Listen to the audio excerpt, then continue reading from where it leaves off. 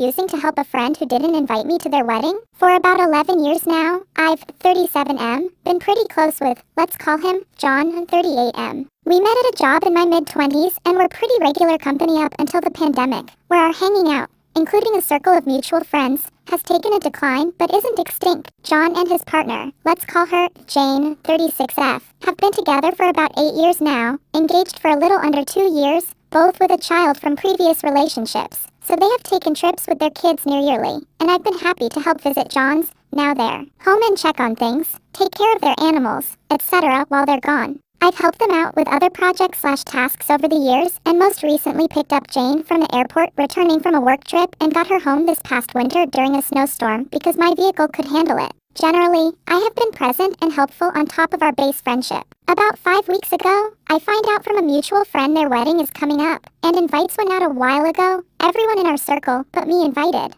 As a gay guy, I've experienced being iced out of some of my straight friends' lives and events in ways minor and pronounced. But this one has definitely been something that has had me thinking about my time and energy with people. I decided I would take the hint and begin to distance myself. 3 days ago, John texts me asking if I am around in early to mid-August. I say I am. John asks if I wouldn't mind visiting like I have before to look after the animals and property. I said, sorry, I can't. He calls to talk about it. We run through the same conversation, polite but a bit tense, so I finally say, I just won't be visiting your home. After a moment of silence, I bring up that I'm disappointed that I appear to be the only person in our group of friends not invited to his wedding, and that I can't be helping like I have before if I'm just a background friend at this point. I wrap up the call positively and sincerely with me wishing them a good wedding and trip, and that maybe we can grab drinks soon. Jane reaches out 2 days ago sending follow-up texts saying John is upset about what I said and with her because she made the final calls about friend invites, and that I am taking this the wrong way.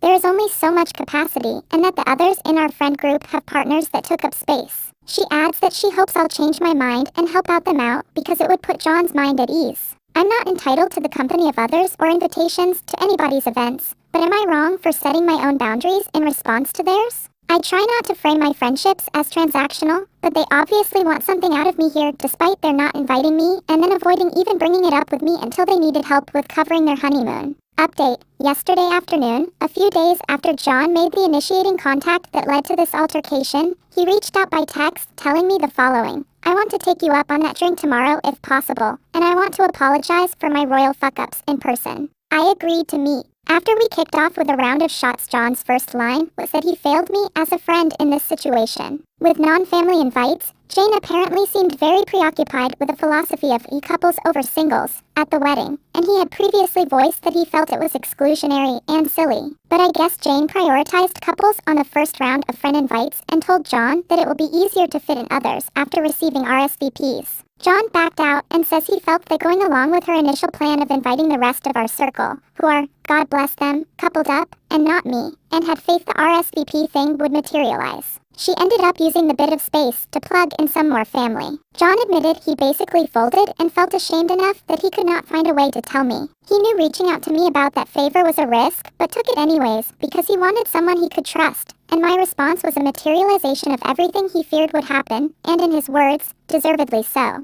He told me a wedding should be a gathering of your family and company who have been a part of your lives and who you want to be part of your lives, and I fit that bill to him by any measure. He, trying to accurately paraphrase, said I've done more than most of the people on the guest list for him and his family over their relationship, including help making memories with trip coverages and helping build their back deck with him to share meals and host events over the last 6 years. He got visibly upset when he said, with the shot and the drinks we were sipping on kicking in, that he can't believe Jane even considered holding my single/dating status against me after I got her home safely during a snowstorm earlier this year, and that he did not more adamantly confront that bullshit reasoning the instant she voiced it. He is even more pissed for Jane reaching out to me in the manner she did after my original phone call with him. John acknowledged it would come off as hollow at this point, but after a few exchanges with Jane said there would be no more nonsense and I would at least get a proper invite and plus one if I wanted, and they would make it work if it was even desired by me at this point. He said he is not going to try to do panic damage control, but will be upfront with our circle. One has already dropped the wedding, and I guess another couple has said something else, by his reporting, like he was with me for his faults.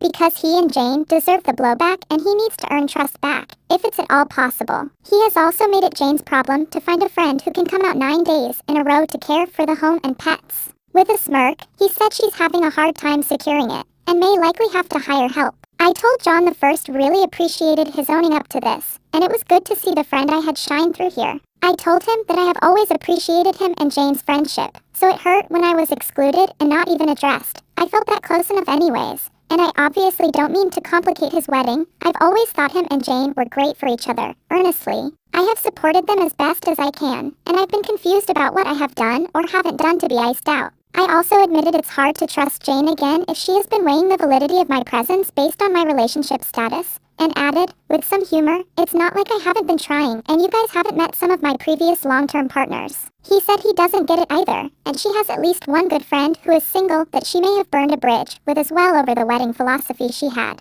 I said the friendship is going to be changed and informed by this, at least very different for a while, and I know that you and Jane had a disagreement leading to this, but that I hope that the wedding goes on to be a good celebration. I informed him it feels best to take a pass on the invitation, but he said if there was a change of mind, up to the last minute, to let him know, which was kind and he wasn't desperate/pushy about it. John said the fault is his for not stepping up on my behalf, that he is sorry, and while he feels, I wouldn't expect otherwise. And I agree, he is very lucky to have her in his life and thinks their marriage is a positive development for them. He even told her this whole situation will have him questioning and second-guessing her judgment on social matters with his friends for the foreseeable future. By his reporting, but a credit to their relationship, this was quite a blow to her to hear from him, but one she accepted and apologized for after their arguments about the subject. Before we parted ways in the parking lot, we gave each other a bro hug, and John's voice broke a bit when he said he is sorry one last time, and I think mine did too when I forgave him. It was legitimately surprising and therapeutic to have John be so frank and accountable, but not unlike the friend I've known for most of my adult life. It was bittersweet, but all things considered for me, but also a breakup of sorts to what was previously an unquestioned and assumed strong trust and camaraderie. Maybe we could get there again. It's possible, and it would be nice. I'm sitting here after weeks of big feelings, chewing on a different shade of Playboy feelings now. Thanks for processing with me on Reddit. Story 2. AITA having my wedding on the day my friend came to walk from work. My fiancé and I are throwing together a small wedding in our backyard that is set for 6 weeks from now. We've been engaged for over a year now and have a daughter, so we figured it's time. We're not into the whole of production, but some bigger weddings can become, so we're trying to keep things extremely casual. As a result, we've been texting and calling people to invite them in lieu of more traditional paper invites. I texted a friend of mine with the date and time telling her that we would love to have her attend our little gathering if she could make it. I told her she responded very upset that the wedding was so close and that she didn't have time to prepare for it. On top of that, I scheduled the wedding on a day that she works in medical care. She then went on to say that my decision was rushed and I should be giving my guests as much time as possible to prepare for the wedding. I didn't want to make her feel bad about not being able to make it, so I told her I understood if she wasn't happy with her and not to worry. She then replied saying I was being dismissive and questioning if we were truly friends because I didn't want to check with their dates before setting the date for my wedding. She went on about how she wanted to be involved in the plan and would have felt like a slap in the face if she wasn't being involved. I responded by apologizing that I hadn't checked the dates because I thought that if the wedding and questioned why she couldn't take the day off if it was so important to her that she be there. Apparently she'd be wired if she did because she's the only cook available for the whole week we're there. 6 weeks isn't enough time to find someone to cover one shift. Okay, fair enough. She responds to my apology by saying that it's not a little mistake and that I should have asked her when she'd be available. She also asked why she hadn't been notified sooner. I tried to tell her it was just a small, casual affair and that my fiancé and I are the only ones involved in the thing. I tried apologizing, but she just doesn't want to hear it. At this point my beef with her that she seems hell-bent on making my wedding about her and her needs. I have disengaged from the conversation, but it's still haunting me, so I need to know